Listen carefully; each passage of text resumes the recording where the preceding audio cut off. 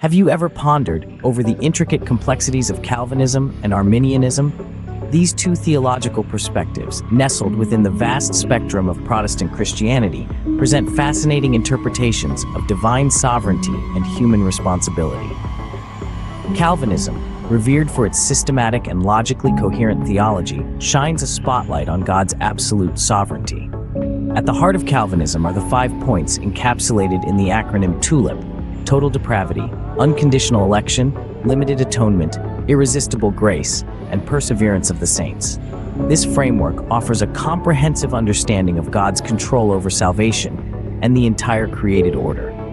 Furthermore, the Calvinistic doctrine of the perseverance of the saints offers believers a profound assurance of their eternal security. However, Calvinism is not without its criticisms.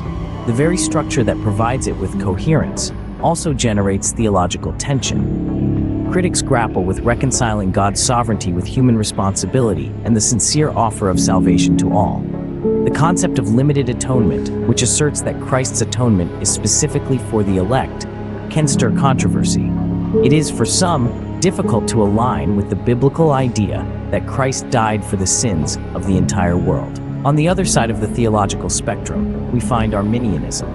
This perspective emphasizes the free will of humanity in responding to God's offer of salvation, allowing individuals to play a more active role in their faith journey.